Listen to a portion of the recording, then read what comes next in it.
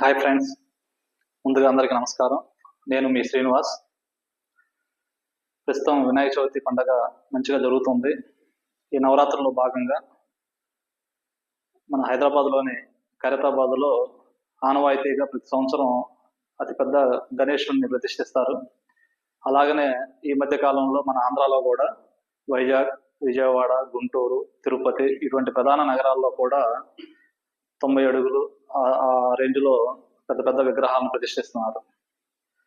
So ఇలాంటి పెద్ద పెద్ద విగ్రహాలు ఉన్నప్పుడు మనం కూడా చూడటం కొత్త కాబట్టి ఎక్కువ మంది ఫ్యామిలీ తోటి పండగ సందర్భంగా మనం ఎక్కువ మంది అటెండ్ అవ్వడానికి ప్రయత్నం చేస్తాము.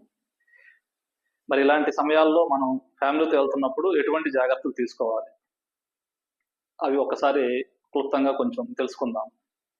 ముందుగా ఎక్కడైతే దేవుణ్ణి పెట్టారో ఆ ప్రాంతానికి వెళ్ళడానికి ఉన్న మెయిన్ దారులు ఏమున్నాయి, రోడ్స్, ఈజీగా మనం ఉన్న ప్రదేశం నుంచి అక్కడికి వెళ్ళడానికి రోడ్ కనెక్టివిటీ ఏ రోడ్లో వెళ్తే బాగుంటుంది, ఏ రోడ్లో వెళ్తే ట్రాఫిక్ తక్కువగా ఉంటుంది. జనరల్గా ఏదో లెఫ్ట్ నుంచి వెళ్తే ఒక రోడ్డు వస్తుంది అనుకోండి, అందరు ఎక్కువ మంది అటు వెళ్తారు అనుకున్నప్పుడు మనం కొంచెం 1 కిలోమీటర్ ఎక్కువైనా తిరిగి వెళ్తే ట్రాఫిక్లో ఇరుక్కోకుండా ఉండడానికి ఒక మంచి అవకాశం. అలాగనే పోలీసు వారు చెప్పిన సూచనలన్నీ కూడా అక్కడ మనం పాటించాలి. ముఖ్యంగా ఎక్కడైతే పార్కింగ్ ప్లేస్ కేటాయించారో అక్కడ మనం పార్కింగ్ చేయడానికి 100% మనం దాన్ని పాటించాలి. ఎందుకంటే కంపల్సరీగా అక్కడ పోలీసు వారు కానీ, గుడి తరఫున అక్కడున్న సెక్యూరిటీ, ప్రైవేట్ సెక్యూరిటీ వాళ్ళు కానీ, స్వచ్ఛందంగా అక్కడ సేవ చేసే వాళ్ళు కానీ, వీళ్ళందరూ కూడా మనకు సహకరిస్తారు. అలా కాకుండా తొందరగా వెళ్ళిపోదాము, దర్శనం చేసుకొని మళ్ళీ అంత దూరం ఏం నడుస్తాంలే అని మనం ఆ కొంచెం దాని గనక మనం ఏదన్నా ఆలోచన చేసినట్లయితే తప్పనిసరిగా మన వెహికల్ అక్కడ స్టక్ అయిపోయి మనలాగానే మిగతా వాళ్ళు కూడా ఆలోచించి మనం దర్శనం చేసుకొని వచ్చే లోపు మన వెహికల్ పక్కన చుట్టుపక్కల కూడా అలానే వెహికల్స్ పెట్టేస్తూ ఉంటారు. దానివల్ల మనం వెళ్ళాలనుకొని కూడా వెళ్ళలేని పరిస్థితి అవుతుంది. కాబట్టి కేటాయించిన ప్రదేశంలోనే మనం పార్కింగ్ చేసినట్లయితే రిటర్న్లో కూడా ఎటువంటి ఇబ్బంది లేకుండా సేఫ్గా మన ఫ్యామిలీతో మనం ఇంటికి మనం వెళ్ళిపోవచ్చు. అలాగనే ముఖ్యంగా 2 వీలర్ మీద వచ్చినట్లయితే తప్పనిసరిగా హ్యాండిల్ లాక్ అయితే మర్చిపోకూడదు. అట్లానే కారులో వచ్చినట్లయితే మనం విలువైన వస్తువుల్ని కారు మనం దిగిన తర్వాత మన సీట్లలో పెట్టి వెళ్ళిపోతుంటాం, ఏముందో లాక్ చేస్తాం కదా అనేసి. కాబట్టి ఎవరన్నా ఇట్లాంటి గమనించినట్లయితే ఒక్కోసారి ఆ కార్ అద్దం పగలగొట్టి ఆ ప్రాపర్టీ తీసుకెళ్ళడానికి అవకాశం ఉంటుంది. కాబట్టి మీ విలువైన వస్తువుల్ని కారులో దయచేసి పెట్టద్దు. అట్లానే డోర్ లాక్ చేయడం కూడా మర్చిపోకూడదు. ఆ తర్వాత దర్శనానికి జనరల్గా మనం దర్శనానికి వెళ్ళేటప్పుడు ఫ్యామిలీ తోటి ఇంట్లో ఉన్న లేడీస్ని కొంచెం ముందుంచి మనం వెనకాల ఉన్నప్పుడు వెనక నుంచి ఏదన్నా క్రౌడ్ ఎక్కువగా ఉండి కొంచెం ప్రెజర్ ఉన్నప్పుడు మనం కొంచెం అని హోల్డ్ చేయడానికి కొంత అవకాశం ఉంటుంది. కాబట్టి పిల్లల్ని, ఇంట్లో ఉన్న అమ్మ, చెల్లి, అక్క, పిల్లలు, భార్య వీళ్ళని కొంచెం ముందుంచి మనం వెనకాల నడవడం అనేది కొంచెం సేఫ్టీగా బాగా మంచిగా ఉంటుంది. మేము కూడా కొంచెం ఎక్స్పీరియన్స్లో కొంచెం అదొకటి గమనించడం జరిగింది.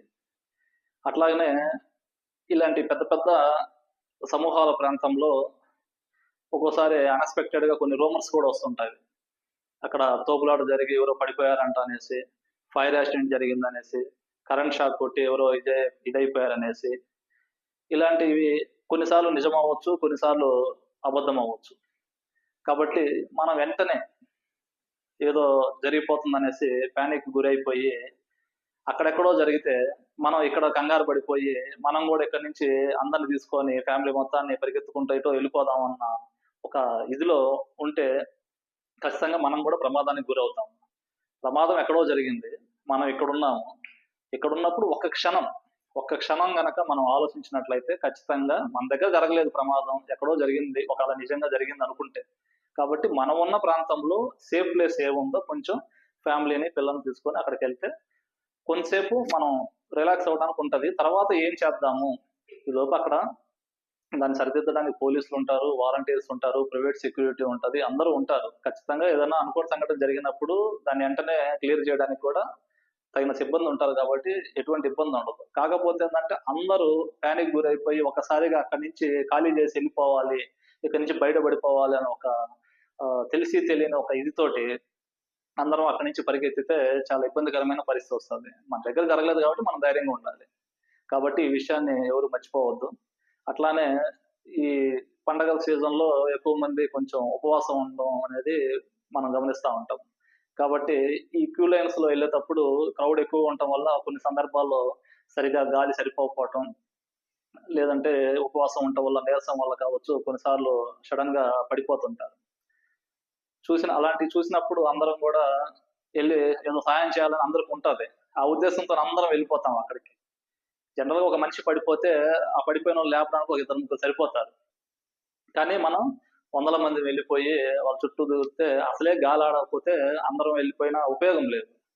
సో, హెల్ప్ చేయడానికి ఇద్దరు, ముగ్గురు సరిపోతారు. ఎప్పుడు వాలంటీర్స్ ఉంటారు, పోలీసులుంటారు. కాబట్టి అందరం వెళ్ళిపోయి అక్కడ గుమికూడి ఆ పడిపోయిన వ్యక్తికి ఊపిరాడకుండా చేసేది కరెక్ట్ అయిన పద్ధతి కాదు. సమాచారం దగ్గరలో ఉన్న పోలీస్ వారికి గాని, వాలంటీర్స్‌కి గాని చెప్పడం అనేది మంచి పద్ధతి. మిగతాది వాళ్ళు చూసుకుంటారు. కాబట్టి ఇదొక సూచన. జాగ్రత్తగా మనం అది గూడా ఒకటి గమనించాలి.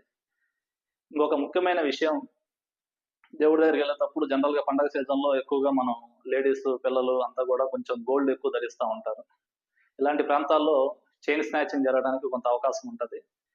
చైన్ స్నాచింగ్ కంటే గూడా ఎక్కువగా పిక్ పాకెటింగ్ జరుగుతూ ఉంటది. అట్లాగనే సెల్ ఫోన్. ఇప్పుడున్న ప్రస్తుత పరిస్థితుల్లో మనం ఎక్కువగా పాకెట్స్‌లో అందరం గూడా ఫోన్స్ క్యారీ చేస్తా ఉంటాము.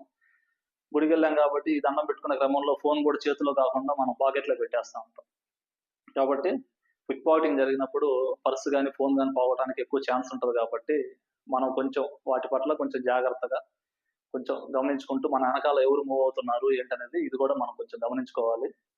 కాబట్టి ఈ కొన్ని సూచనలు గాని మనం పాటించినట్లయితే ఎక్కువ క్రౌడ్ ఉన్న ప్రాంతాలకెళ్ళినప్పుడు, మన ఫ్యామిలీతో వెళ్ళినప్పుడు వాళ్ళ యొక్క సేఫ్టీ చూసుకోవాల్సిన బాధ్యత కుటుంబ పెద్దగా ఆ ఇంటి యొక్క యజమాని మీద ఉంటది.